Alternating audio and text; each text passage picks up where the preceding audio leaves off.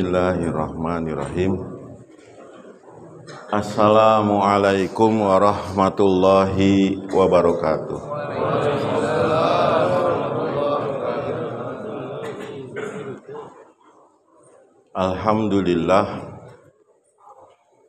Alhamdulillahi rabbil alamin.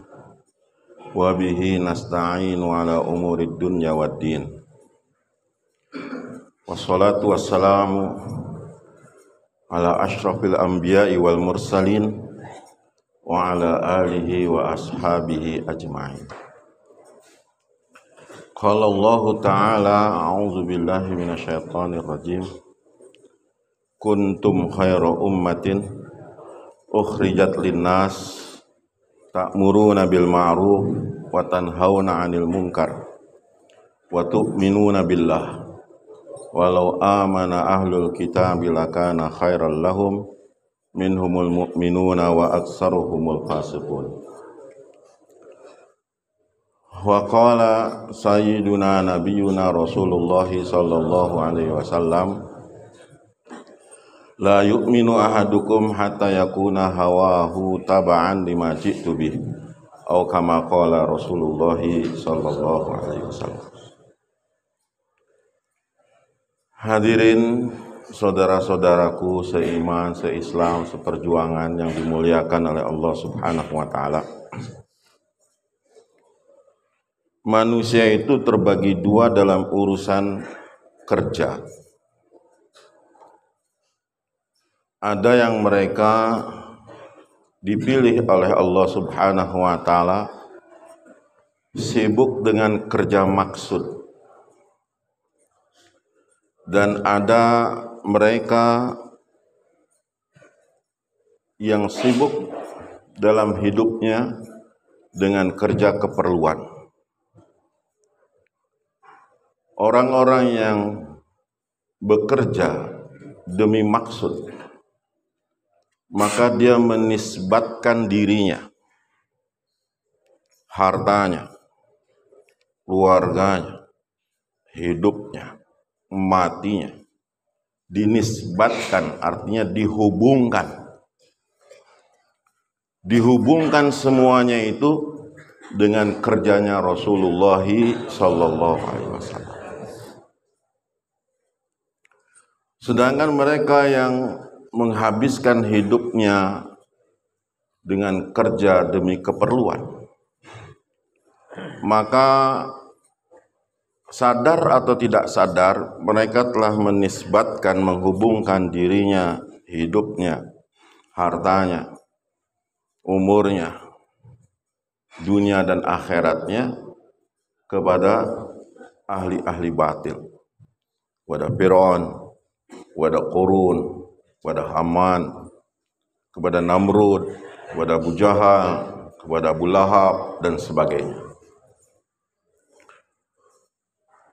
Dunia ini penuh dengan dua orang ini, dua jenis ini, berkeliaran, bertebaran.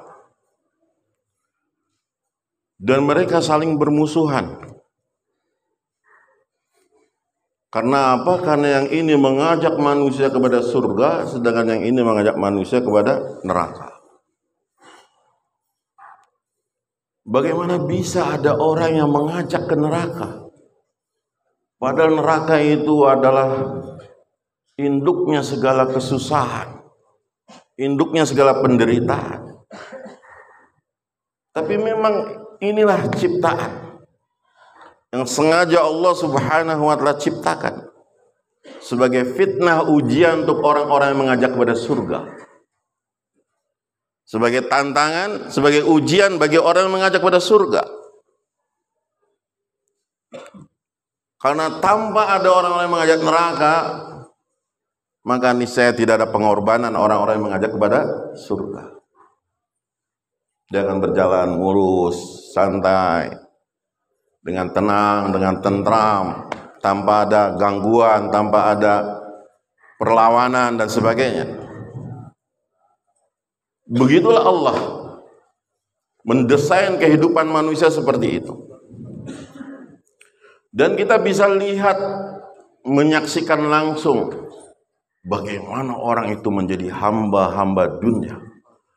gila dunia, budak-budak dunia. Ketika mereka menyibukkan dirinya dengan keperluan. Dan nyatanya apa yang mereka lakukan, apa yang mereka usahakan itu tidak semuanya berhasil. Tidak semuanya sukses. Tetap keperluan yang mereka usahakan bergantung kepada seberapa banyak Allah takdirkan. Tidak lebih, tidak kurang. Mau mereka mati-matian, mau mereka jungkir balik, mereka jadikan siang sebagai malam, malam sebagai siang, apa yang mereka dapatkan sekadar apa yang telah ditentukan oleh Allah Subhanahu wa ta'ala. Sayangnya orang-orang yang berebut dengan usaha atas dunia ini dengan keperluan mereka, bukan saja orang-orang yang tidak memiliki iman, tapi orang-orang yang di dadanya ada la ilaha illallah, ada Muhammadur Rasulullah, pun menjadi budak yang sama. Seperti orang-orang yang seolah-olah tidak ada la ilaha illallah Muhammadur Rasulullah dalam dirinya. Tertipu, terbawa suasana karena kejahilan dirinya atas agama, terbawa seolah-olah itulah maksud hidup mereka.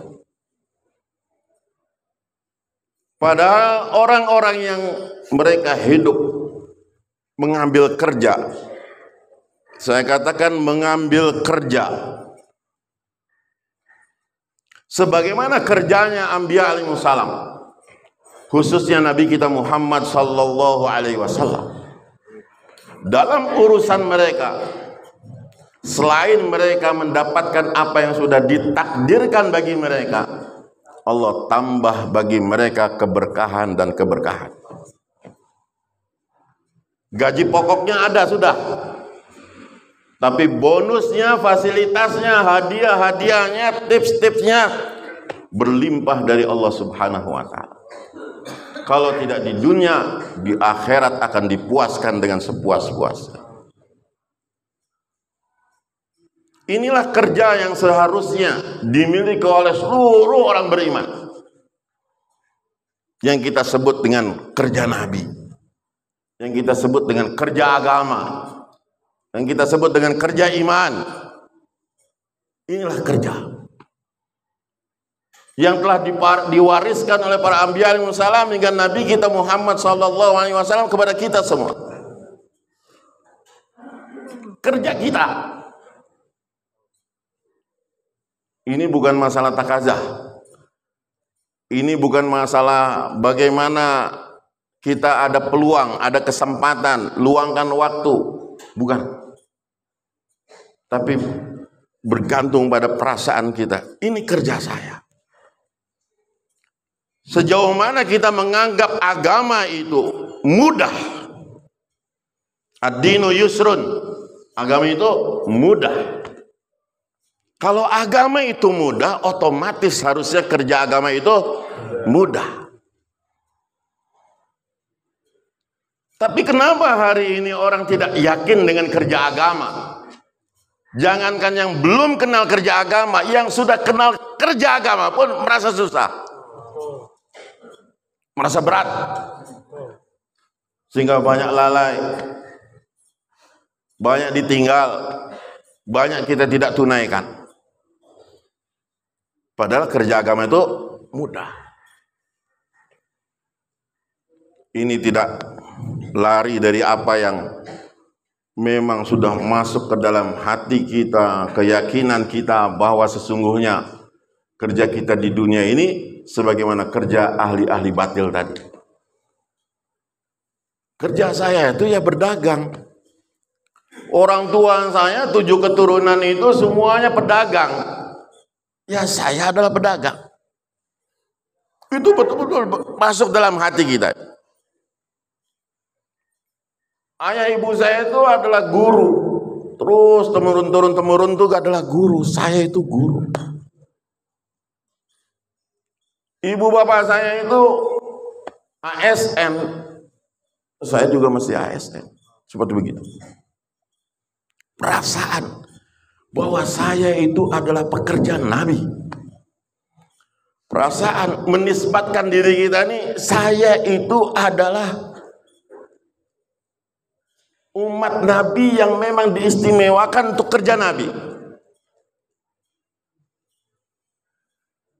Kalau kita masih ditanya, kerja kamu siapa? Kerja kamu apa? Saya petani. Kerja kamu apa? Ini saya polisi. Kerja kamu apa? Saya guru. Maka inilah yang dikatakan Haji Abdul Wahab Sab rahmatullah alaih. Kita harus bertobat betul-betul. Bertobat. Lupa bahwa kita ini adalah umat Nabi SAW dan kita diberi kerja ini, kerja Nabi. Dinisbatkan hidup kita ini dengan kerja Nabi.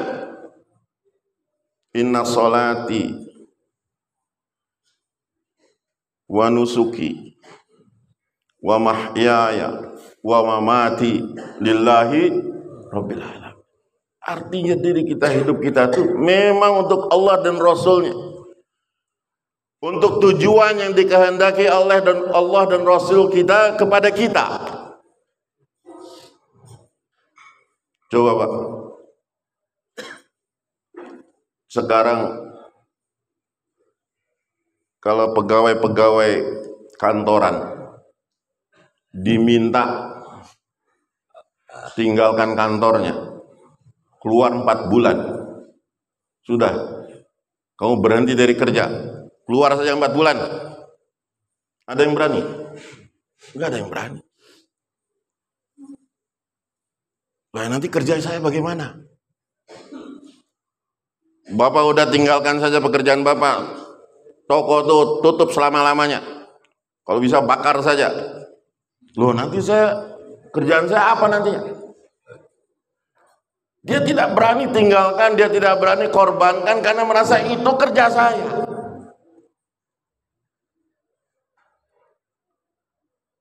Seperti itulah kita nisbatkan kerja ini, hidup kita ini dengan kerja Nabi, sehingga kita berani, sehingga kita tidak berani sedikit pun meninggalkan kerja Nabi. Udah kamu nggak usah jauhlah 1, jauhlah 2. Malu, capek. Oh, nggak bisa. Itu kerja saya. Kalau begitu bagaimana saya kerjanya nanti? Ada nggak yang bilang begitu? Udah kamu nggak usah 3 hari. 3 hari cuman duduk, makan, tidur. Udah daripada kamu 3 hari kamu pergi aja dagang atau apa, ngojek, ngegrab itu dapat untung. Wah nggak bisa, 3 hari itu kerjaan saya. Kalau saya tinggalkan bagaimana saya kerja? Ada nggak yang kayak gitu? Nggak ada. Malah kebalikannya. Kalau saya 40 hari bagaimana kerjaan saya? Kalau saya jauhlah bagaimana keluarga saya? Perasaan itu yang hilang dari diri kita. Menisbatkan diri kita dengan kerja Nabi SAW. Mesti kita belajar menghubungkan diri kita sedikit demi sedikit, sedikit demi sedikit. Lihat bagaimana para sahabat radhiyallahu anhum ajmain. Di hari pertama mereka menerima Islam, di hari pertama mereka bersyahadat, langsung mereka berperasaan bahwa inilah kerja saya. Menyelamatkan manusia dari neraka jahanam dan masukkan mereka ke dalam surga Allah SWT. Semua sahabat, laki-lakinya, wanitanya, orang kampung, orang kota, orang kaya, orang miskin, semua berperasaan demikian. Khadijah radhiyallahu anha, hari itu dia beriman kepada Rasulullah SAW. Hari itu juga Khadijah langsung mencari. Dia datangi kawan akrabnya, didatanginya, disampaikannya pada Ummu Sulaim radhiyallahu anha, ditashkil masuk Islam. Langsung Ummu Sulaim pun waktu itu juga cari orang, siapa yang bisa saya selamatkan dari neraka jahanam, saya bawa ke dalam surga. Dia pergi ke rumah Fatimah binti Khattab radhiyallahu anha diajak lagi masuk Islam. Masuk Islam Fatimah.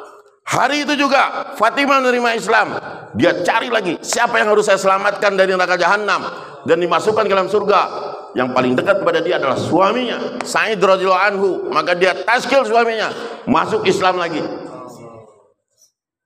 Sehingga datang Umar bin Khattab ke rumah Fatimah.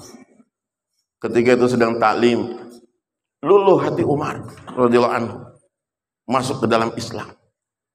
Dalam benak, dalam otak sahabat itu, dalam pikiran mereka ini, sebagaimana hari ini kita berpikir duit. Kita juga nggak malu minta sama Allah tuh, ya Allah duit, ya Allah, ya Allah duit, ya Allah. Boleh, bukan nggak boleh. Boleh. Duit boleh. Nggak ada yang larang. Tapi sahabat berpikiran itu. Bagaimana Allah selamatkan seseorang dari neraka jahanam dan masukkan ke dalam surga. Dia cari itu. Dia usaha atas itu. Semua sahabat begitu. Risau mereka begitu. Mereka tidak peduli bagaimana keperluan mereka, bagaimana tantangannya, bagaimana nanti yang akan mereka hadapi. Mereka tidak peduli. Mereka tahu setiap pekerjaan ada resiko. Setiap pekerjaan pasti ada resiko. Yang mereka hadapi musuh-musuh Islam, Abu Lahab, Abu Jahal. Mereka orang-orang yang ganas betul-betul. Tapi melihat hal itu, inilah orang-orang yang bijak, orang-orang yang ahli hikmah, orang-orang yang cerdas, orang yang pintar. Tahu pekerjaannya, ini kerja saya, ini tanggung jawab saya. Dia tidak tertipu dengan keadaan. Tidak ikut-ikutan dengan sebagian banyak orang. Berbondong-bondong pada perdagangan, berbondong-bondong pada perkebunan. Enggak terpengaruh. Dalam benak mereka, siapa yang harus saya selamatkan dari neraka jahanam dan masuk ke dalam surga. Itu yang dilakukan Rasulullah SAW. Hari-hari berkeliling, hari-hari datangi rumah, datangi tenda-tenda, datangi kawan-kawan, datangi gang-gang, rumah-rumah, semuanya. Semata-mata menyelamatkan mereka dari neraka jahanam dan masukkan ke dalam surga. Ini orang yang pintar-pintar tuh ini. Kenapa Abu Hakam atau disebutnya Abu Jahal, yang tadinya disebutnya Abu Hakam. Abu Hakam tuh orang yang paling bijaksana di kota Mekah. Orang yang pandai, ahli hikmah.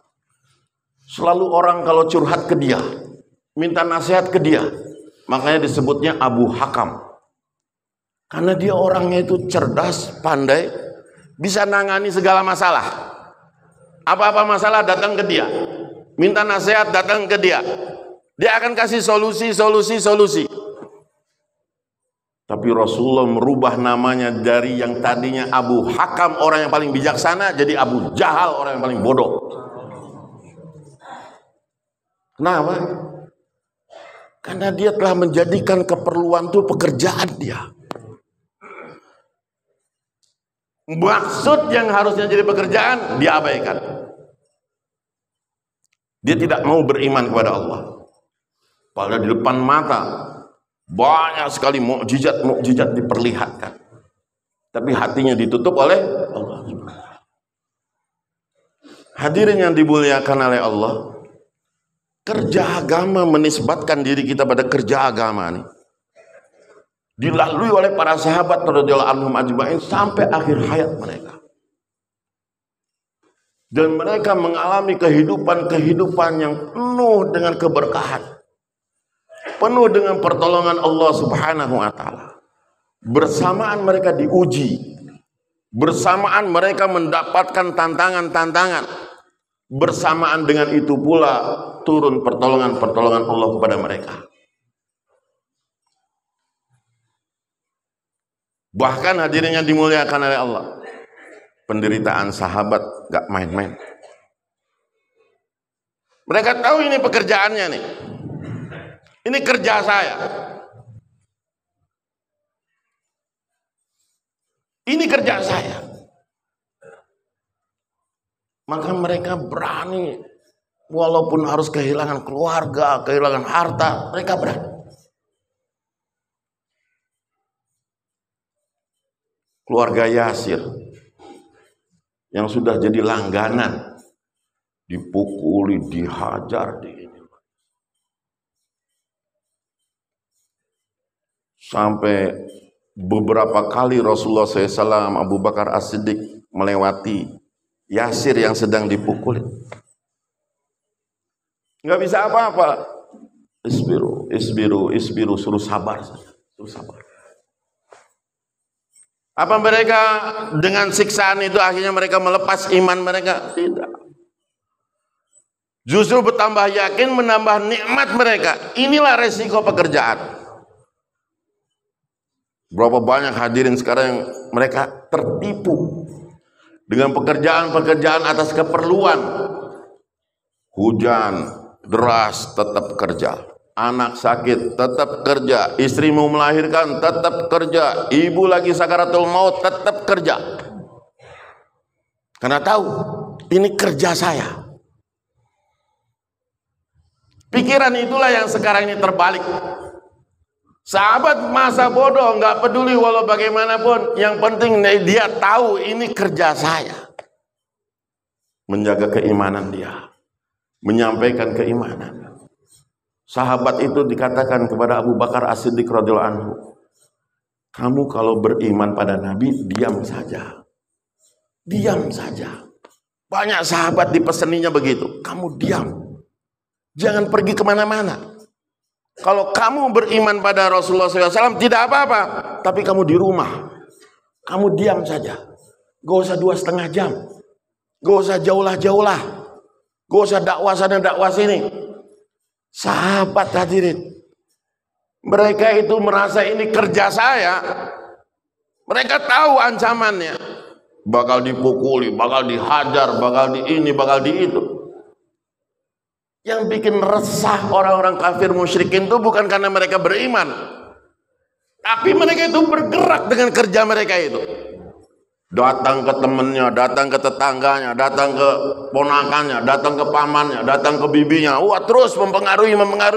Ini yang bikin kesal kafir Quraisy itu. Kalau kamu beriman, diam, sudah, nggak usah kerja. Sahabat nggak bisa seperti itu. Ini kerja saya.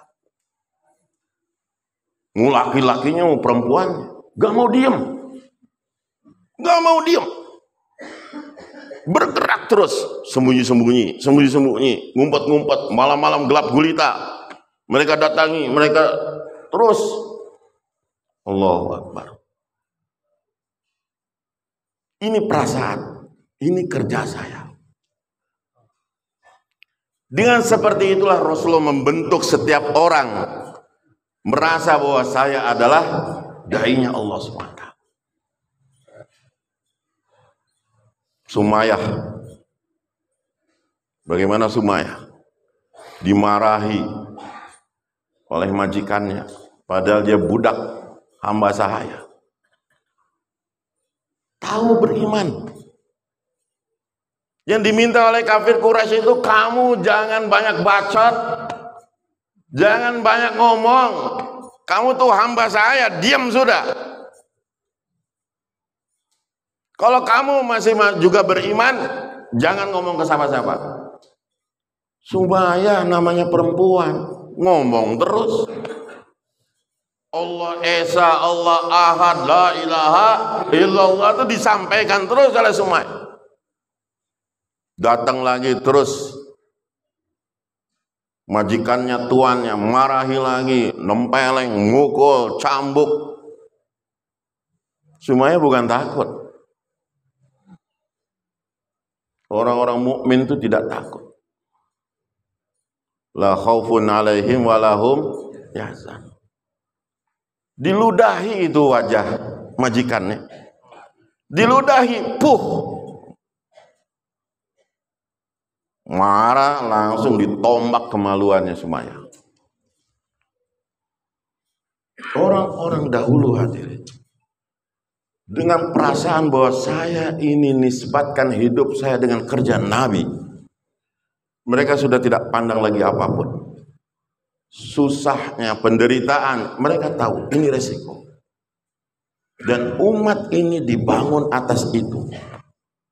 Darah demi darah, nyawa demi nyawa dikorbankan untuk itu semua. Mereka punya kelekatan dengan kerja Nabi, dengan diri Nabi, dengan sunnah Nabi. Itu ibarat nyawa ini. Mereka rela nyawa mereka hilang, mereka apa semua, tapi tidak dengan kerja Nabi SAW. Walaupun sahabat itu hadir Sumatera diancam, atau mereka sudah jauh dari zaman Nabi SAW. Abu Muslim, seorang tabi'in, ketika Nabi palsu Aswad Al-Ansi menangkap Abu Muslim ini, Al-Khawlani, dipaksa untuk ngaku dia sebagai Nabi. Dia nggak mau melawan, dipaksa lagi, tidak mau, dilawan lagi. Sampai akhirnya diancam, kalau kamu tidak mau saya bakar kamu. Disiapkan api yang membara di Yaman. Lalu apa yang terjadi? Dimasukkan, dilemparkan ke api yang menyala itu, Abu Muslim Al-Khawlani.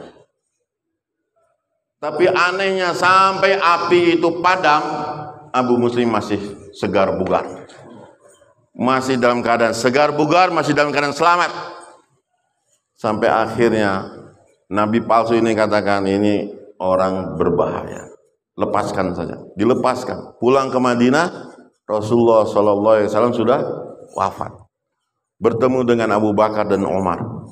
Umar radhiyallahu anhu tanya, kamu dari mana? Saya dari Yaman. Oh, firasatnya Umar, saya mendengar di sana ada satu orang yang dibakar oleh musuh-musuh Allah, tapi dia tidak terbakar. Firasat saya itu kamu. Ya benar. Oh, langsung dipeluk, dicium dahinya, dicium kepala, didudukkan bersama Abu Bakar dan Umar radhiyallahu anhu. Bersyukur Umar, dia katakan, alhamdulillah, aku telah dipertemukan dengan orang yang pernah diuji seperti Nabi Ibrahim alaihissalam dan dia selamat. Orang-orang yang menisbatkan diri, hadirin, dengan Nabi, Allah bagaimanapun akan senantiasa pertolongan datang bersama dia sebagaimana Allah tolong para Nabi. Doa-doa mereka diijabah sebagaimana para Nabi.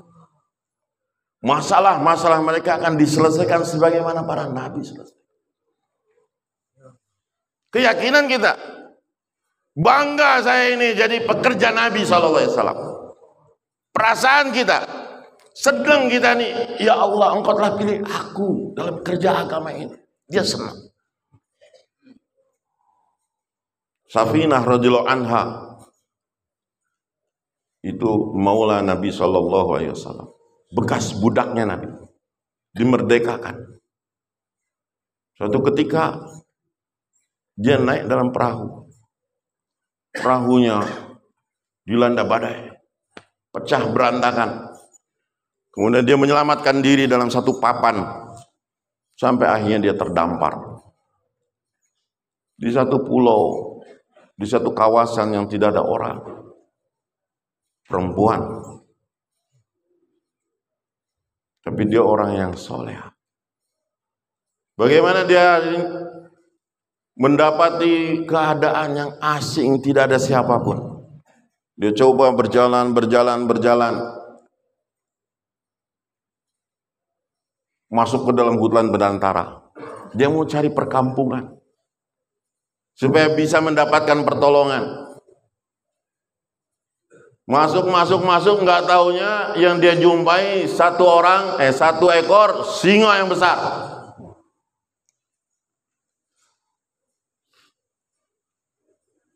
Singa ini sudah melihat dari jauh, dia tahu ini ada mangsa. Dia mengaum, mendekat dengan wajah yang sangar singa. Tapi begitu mendekati Safinah. Dengan bangga Safinah katakan, saya Safinah maulanya Rasulullah sallallahu alaihi wasallam. Dia perkenalkan diri, saya Safinah maulanya Rasulullah sallallahu alaihi wasallam. Dia nisbatkan dirinya dengan Nabi itu masa depan. Maka langsung menciut itu singa. Menciut itu singa. Terus dia datang kepada Safinah dengan langkah-langkah yang merendahkan diri. Kemudian dia geser Safinah badannya supaya ikut kepada dia. Ikut Safinah. Dijumpakan dengan perkampungan. Yang akhirnya setelah singa itu mengaum, dia pergi seolah-olah berterima kasih kepada Safinah, menghormati Safinah.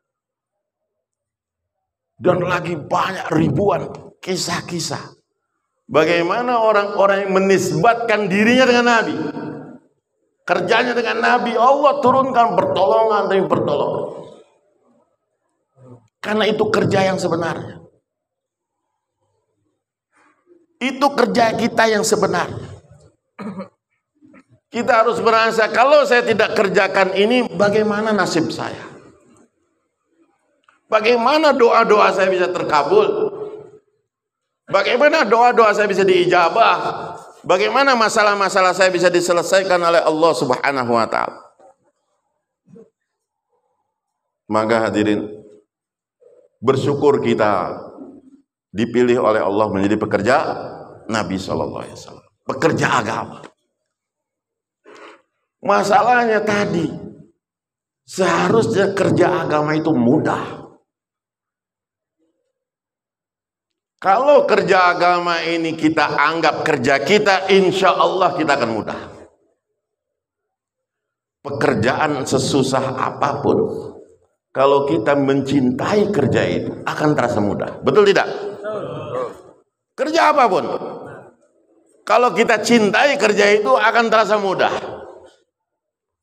Mau kita sampai lewat tengah malam, kita tidak pulang berhari-hari ke rumah, tidak bertemu istri dan anak, gajinya sedikit, nggak dapat fasilitas, tapi senang dengan kerja itu udah cukup dah.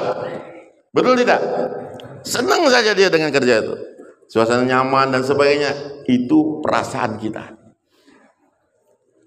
Jadi kalau kita masih saja susah dalam usaha agama ini, berarti ada masalah sama perasaan kita.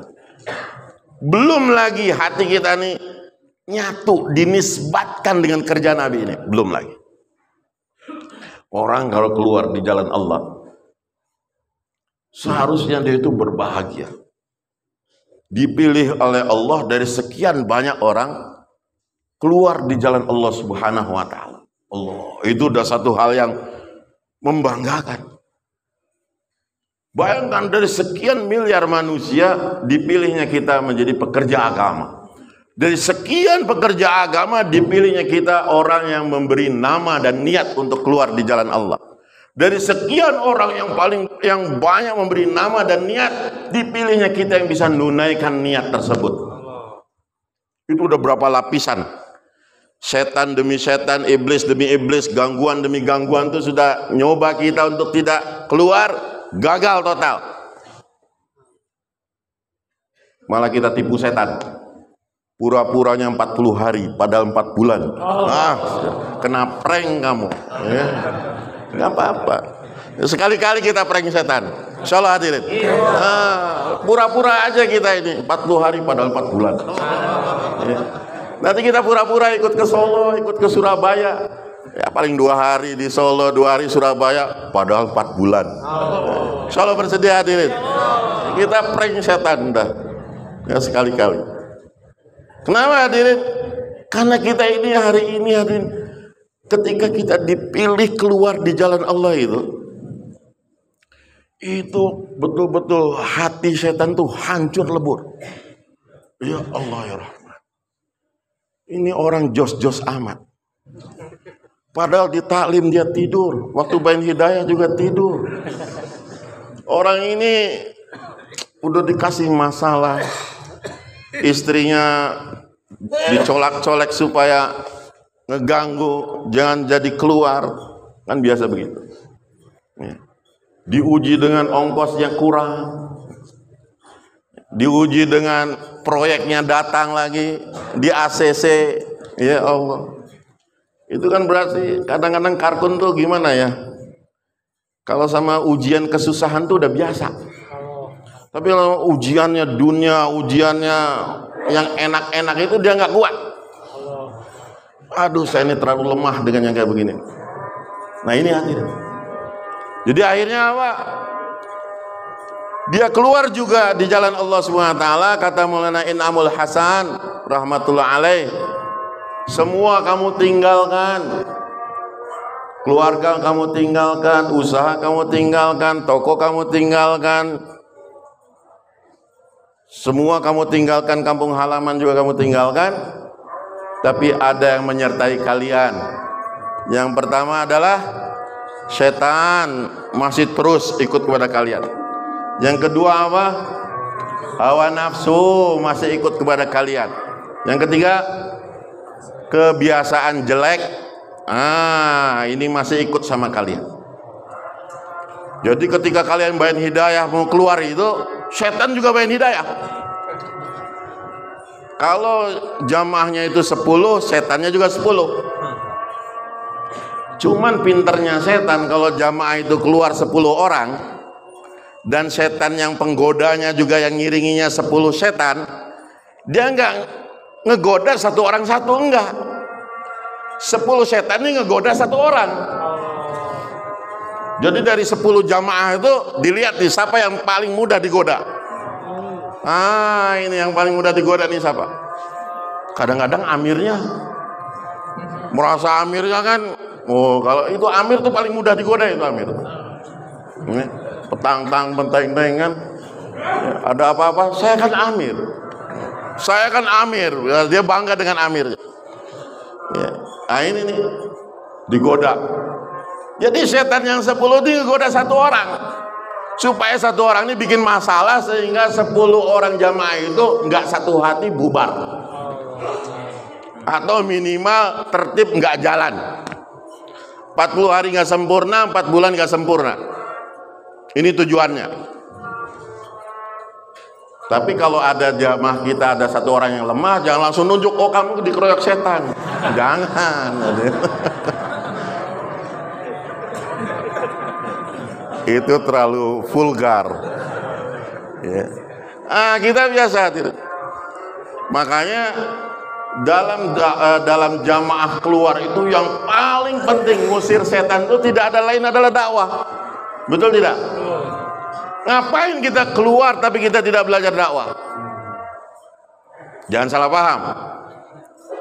Pak Musli itu sering ngasih penjelasan. Kita datang ke Pakistan, kita datang ke India, ke Bangladesh, bukan mau belajar bagaimana fikih mereka, bukan belajar agama, bukan mau belajar tradisi, tidak. Mau belajar dakwah. Mau belajar dakwah, ini yang penting nih, belajar dakwah. Maka amir-amir ini harus memastikan setiap jamaahnya itu adalah orang-orang yang mereka terbiasa dengan dakwah. Pulang-pulang mereka betul-betul dalam dakwah. Jangan sampai 4 bulan 120 hari dia malah jadi ahli tarekat, senang sama zikir. Yang parah lagi jadi ahli mijit. 4 bulan tadinya nggak bisa jadi ahli mijit, banyak habis 4 bulan kok jadi ahli bekam. Wah ini salah alamat. Ada yang kurang 4 bulan jadi chef karena saking pinternya bikin nasi goreng, dan ini dia buka warung nasi goreng. Ini bukan itu tujuannya. Keluar di jalan Allah itu betul-betul untuk belajar dakwah, menisbatkan diri kita dengan kerja Nabi. Maka amir memastikan setiap jamaahnya adalah orang-orang yang betul-betul paham dengan dakwah. Banyak kan 2,5 jam. Ini kualitas ini yang kita mau cari. Kualitas dakwah. Yang diam-diam baik, yang suka sendiri aja, pura-pura sambil ngapal Quran gitu kan. Atau banyak di dapur masak, itu dakwah. Habis subuh 2,5 jam, habis zuhur 2,5 jam, habis asar 2,5 jam, habis maghrib bayan, habis isyanya 2,5 jam. Pasang-pasangkan. Nanti besoknya musyawarah pagi tanya, tagih nama. Kamu tadi seharian 5 kali, 4 kali, kamu 2,5 jam. Namanya siapa yang kamu jumpai? Terus begitu, dididik begitu. Sehingga orang-orang yang keluar 40 hari, 4 bulan tuh pulang tuh udah nggak usah dikasih ceramah tentang 2,5 jam, udah pasti. 40 hari, 120 hari dicekokinya 2,5 jam terus. Dia insya Allah akan terbiasa. Ketemu orang kaya, ketemu orang miskin, ketemu orang galak, ketemu orang gila, ketemu orang macam-macam, dia akan tahu. Oh, udah hari-hari, setiap hari 4 kali, 2,5 jam. Ini dai. Jangan salah kaprah. Jadi kalau kata Profesor Nadir Ali Khan, setiap amir itu harus membina jamaah-jamaahnya menjadi 2 orang. Pertama jadi imam, yang kedua jadi amir. Yang pertama jadi imam, karena mau tidak mau, orang keluar 3 hari, orang keluar 40 hari, apalagi 4 bulan. Pulang-pulang itu resikonya dipanggil ustad. Itu salah dia sendiri. Jangan salahkan masyarakat. Pulang-pulang walaupun dia tatoan, ahli khomer, ahli apa, pulang-pulang pakai topi, udah modalnya topi aja, dipanggil ustad. Makanya dia ketika keluar di jalan itu benar, belajar betul. Kenapa ada halaqah tajwid? Supaya betul. Rukun-rukun sholat, belajar yang benar. Jangan sampai nanti sholat jenazah ada rukuk sujudnya lagi. Wah, ini aliran sesat. Kemudian ada yang jadi amir. Apa maksudnya setiap jamaah supaya jadi amir? Supaya setiap jamaah yang kita bawa ini tahu tata tertib, arahan-arahan bagaimana menjadi amir ketika nanti keluar. Orang yang keluar 4 bulan bisa jadi amir untuk 40 hari. Orang yang sudah 40 hari bisa amir untuk keluar 3 hari. Pernah dulu waktu di Nizamuddin ditanya, coba kamu kargo jari di markas Nizamuddin nih. Kargo jari lah. Dia kargo jari. Kami kalau hari Minggu tuh kata Amir, kami biasa libur kalau hari Minggu, tidak ada taklim, tidak ada jaulah, tidak ada apa. Jadi hari Minggu tuh hari untuk jalan-jalan. Mas, saya terkejut, dari mana kamu itu dapat arahan seperti itu hari Minggu tuh libur? Ya karena saya dulu Amir saya pun begitu, kalau hari Minggu libur katanya. Wah, ini Amir yang salah berarti. Ini tanggung jawab. Kata Maulana Inamul Hasan, setiap beliau ngasih bain hidayah di Nizamuddin, ya sebelum doa itu beliau ngasih nasihat, selalu ada diselipkan. Setiap amir itu akan ditanya 2 hal. Setiap amir akan ditanya 2 hal. Tentang jamaahnya nih. Bapak punya 10 jamaah, 6 jamaah, 8 jamaah, yang ditanya 2 hal nanti oleh Allah di yaumil qiyamah. Yang pertama, waktunya jamaah dipakai apa? Nah ini nih. Makanya jamaah kenapa kalau kemana-mana harus izin? Nanti amirnya bakal ditanya itu. Loh katanya 40 hari kok nonton bola di Piala Dunia itu. Nah ini nanti ditanya. Ya. Ditanya betul-betul oleh Allah SWT. Yang kedua tentang harta. Dipakai apa saja. Bahwa udah bener nih tafakut 40 hari 4 bulan. Separuh perjalanan udah habis. Ya Allah, dipakai apa ini? Nah, kan curiga, jangan-jangan dipakai mahar. Ini Amir akan ditanya, harus tahu pasti. Ya. Makanya belajar kita keluar di jalan Allah itu betul-betul menisbatkan diri sebagai pekerjaan Nabi dengan arahan-arahan yang ditunjukkan oleh para masyayikh kita. Apa yang diperbanyak kita perbanyak, apa yang dikurangi kita mesti kurangi juga. Makanya bawa orang-orang baru dalam keluar kita itu sangat penting. Kalau orang baru kan kita ditonton, orang lama. Sehingga pura-pura juga nggak apa-apa. Pura-pura kita adab-adab. Karena ada orang baru. Malu kita itu.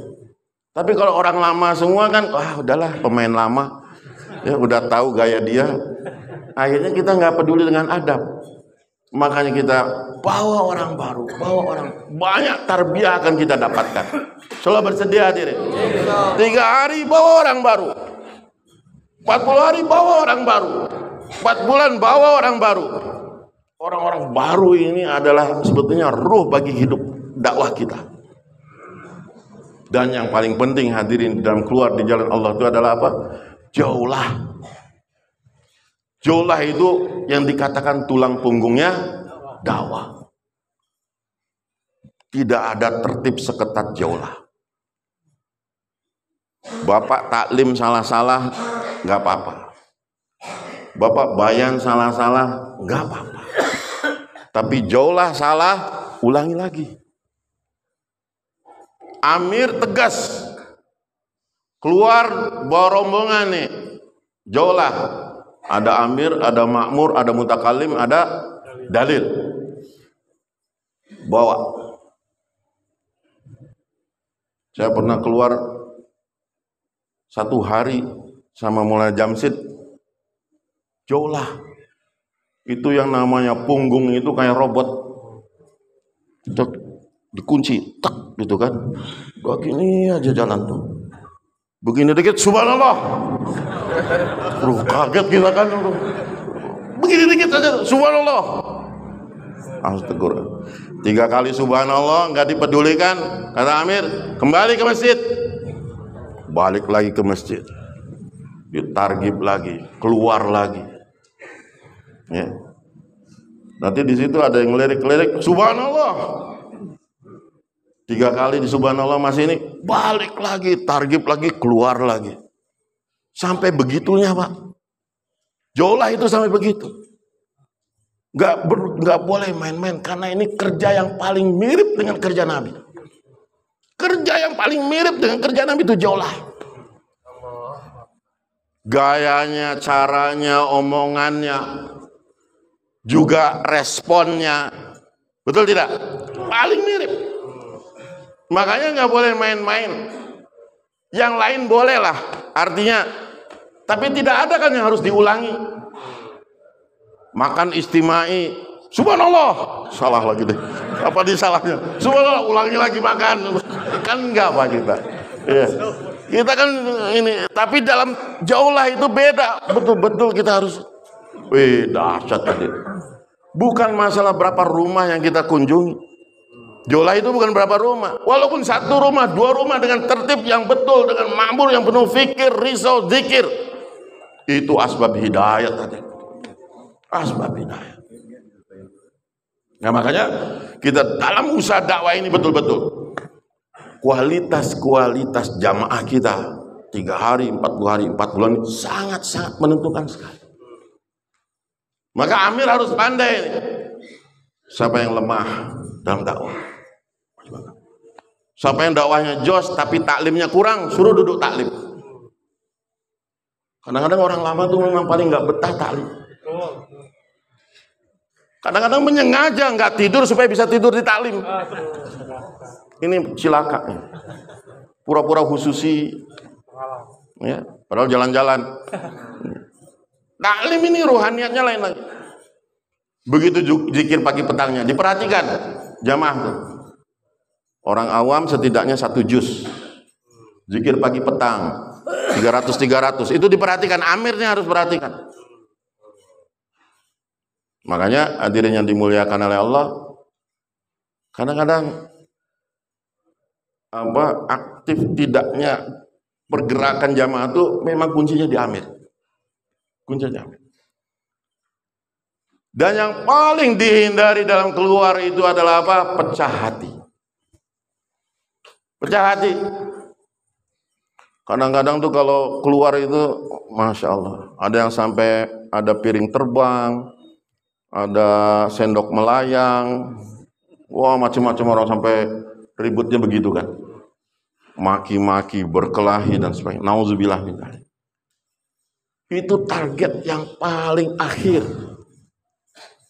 Kalau tidak bisa mengeluarkan jamaah cash, kalau tidak bisa hidupkan makomi, maka setidaknya tidak ada pecah hati, bertambah kualitas jamaah. Jamaah ini bertambah kualitasnya. Bisa saja yang tadi setan yang 10 itu ngincer satu orang, bikin kesel, bikin sebel, bikin marah jamaah. Bisa saja kayak begitu, Pak. Jamaah udah emosi ini, sudah, sedangkan amirnya tenang-tenang saja. Gimana nih Mir, ini udah ini, wah udah banyak. Akhirnya semua protes ke Amir.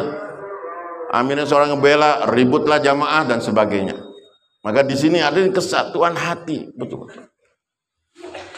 Masalah kita disakiti, masalah kita didolimi sesama jamaah itu memang kita harus jalani. Berjalan bersama orang-orang yang berbeda karakter, berjalan bersama orang-orang yang beda sifat. Kadang-kadang kita tidak sukai. Saya nggak suka sama orang itu, terutama jamaah Masturoh. Kadang-kadang kalau mau keluar tuh pilih-pilihan. Saya kapok sama dia, nggak mau lagi Mir. Saya nggak mau sama dia, makannya banyak. Saya nggak mau sama dia, ngoroknya keras, nggak bisa tidur saya. Wah, ini kan kadang-kadang begitu. Ini guys, belajar dengan orang yang berbeda karakter, berbeda tradisi, berbeda sifat, berbeda, itu melatih jiwa kita. Kenapa ada sifat afina anin nas, memaafkan? Suatu ketika Rasulullah SAW sedang kumpul nih. Rasulullah tiba-tiba tersenyum saja, agak ketawa begitu. Sama sahabat ditanya, ya Rasulullah, kenapa engkau tiba-tiba tersenyum? Langsung Rasulullah cerita, itu di akhirat ada 2 orang bersujud di hadapan Allah. Yang satu orang bilang, ya Allah, saya nggak rela nih sama orang ini nih di sebelahnya. Dia sudah menzolimi saya ya Allah. Dia sudah nakalin saya ya Allah. Saya nggak rela. Jadi kamu maunya apa? Saya mau pahala dia ke saya kan? Balasan karena dia zolimi saya. Pahala-pahala dia ke saya kan? Kata Allah, dia itu nggak punya pahala. 0 besar pahalanya. Kamu mau ngambil apa pahalanya? Nggak ada pahala. Ya sudah kalau gitu ya Allah, dosa-dosa saya kasihkan ke dia. Lalu Rasulullah menangis. Rasulullah menangis. Rasulullah katakan, wahai sahabat, lihatlah bagaimana orang takutnya dengan beban dosa di yaumil kiamah. Tidak ada satu orang pun mau memikul dosanya. Dia berusaha melemparkan dosanya ke orang lain. Sampai begitunya. Lalu kata Allah, coba angkat. Kamu jangan nunduk aja, coba angkat. Jadi orang yang ngadu ini dia ngangkatkan kepalanya. Begitu dia ngangkat kepalanya, dilihat di hadapannya, ya Allah, itu surga dari emas, intan, belian, permata. Itu untuk Nabi siapa ya Allah? Itu untuk Siddiq siapa? Itu untuk syuhada siapa ya Allah? Kata Allah, itu bukan untuk mereka semua. Lalu untuk siapa ya Allah? Itu istana begitu indah. Itu untuk kamu. Wih, kaget dia kan. Hah? Saya ya Allah? Iya, itu untuk kamu. Tapi ada syaratnya, ada bayarannya. Apa bayarannya ya Allah? Kamu maafkan orang yang sudah zalim kepada kamu itu. Maka dia pun katakan, ya Allah, Sekarang tidak ada masalah. Dia saudara saya. Saya sudah maafkan semua kezalimannya. Kata Allah, demikian sukanya Allah dengan hal itu. Baik, kalau begitu sekarang bawa saudara kamu yang sudah zalimi kamu itu masuk ke dalam surga. Memaafkan tuh enak hati. Belajar kita mendamaikan diri kita. Kadang-kadang orang masalah kecil jadi besar. Masalah yang besar jadi kecil. Maka kebijakan kita, kelapangan hati kita, betul-betul mencintai saudara-saudara kita seperti kita mencintai diri kita sendiri. Dahsyatnya orang yang memaafkan, dahsyatnya orang yang sudah tidak ambil peduli dengan yang lain. Udah, masa bodoh, nggak apa-apa. Sampai Rasulullah bersabda 3 kali kan, ini aku akan tunjukkan orang ahli surga. Sebentar lagi akan masuk masjid. Sahabatnya nggak terkenal, nenteng sendal masuk ke masjid begitu kan. Besoknya ngomong lagi, nantinya sebentar lagi akan masuk ahli surga. Sampai 3 kali. Sahabat sampai penasaran, ini orang apa sih amalannya? Ternyata ketika diselidiki amalannya sama. Tapi akhirnya dia mengaku dia punya amalan apabila sebelum tidur dia akan maafkan semua kesalahan orang-orang. Dia akan maafkan. Mas, ini dahsyat. Ngomongnya gampang, tapi prakteknya susah. Terutama kepada orang yang susah ditagih. Waduh, ini yang bikin masalah. Makanya kita hadirin yang dimuliakan oleh Allah, berhati-hati dalam muamalah dan muasyarah. Jangan sampai terdampak pada kerja kita yang dinisbatkan kepada Nabi akhirnya jadi rusak. Keluar di jalan Allahnya benar, tapi pulang-pulang jadi bermusuhan untuk apa?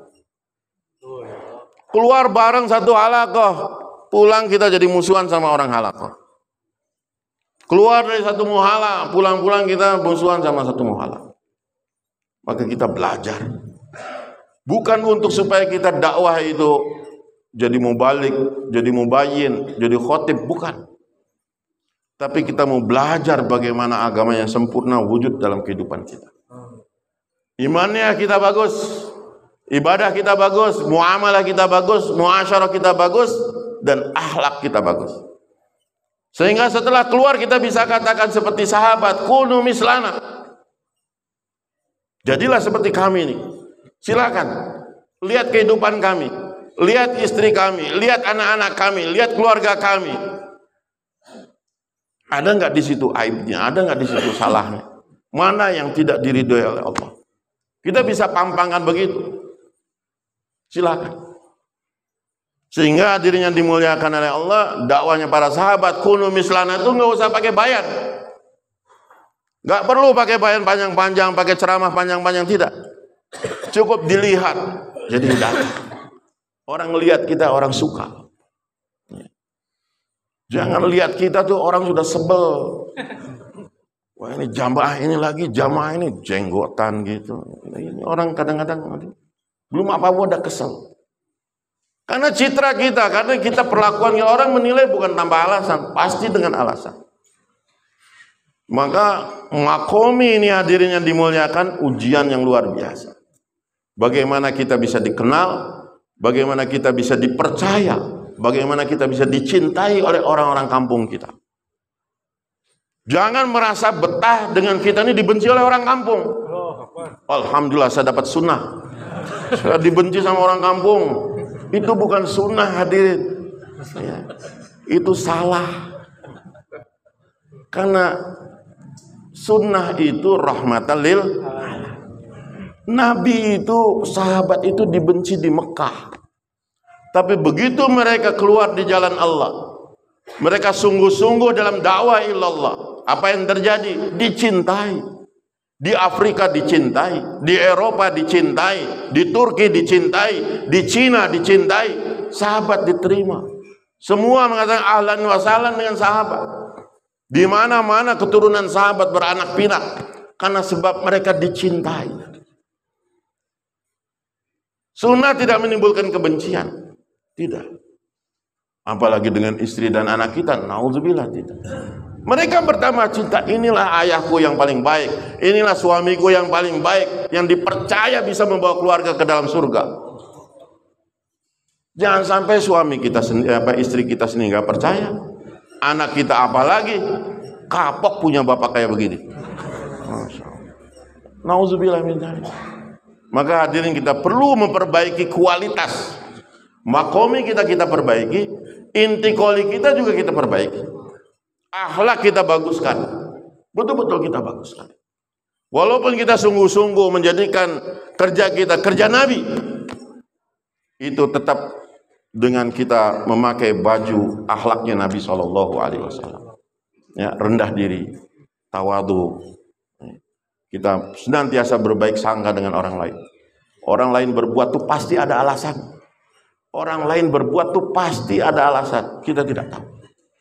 Dan doa kepada Allah semoga Allah terima kita. Bertambah lama kita dalam usaha dakwah, harus bertambah nangis kita. Bisa saja Allah tolak kita dari usaha dakwah. Dan minta pada Allah, dikabulkan ya Allah, kabulkan.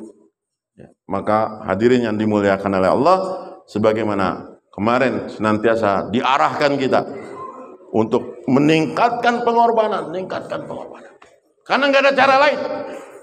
Tidak ada cara lain untuk mencapai hakikat dari kerja Nabi ini kecuali dengan meningkatkan pengorbanan.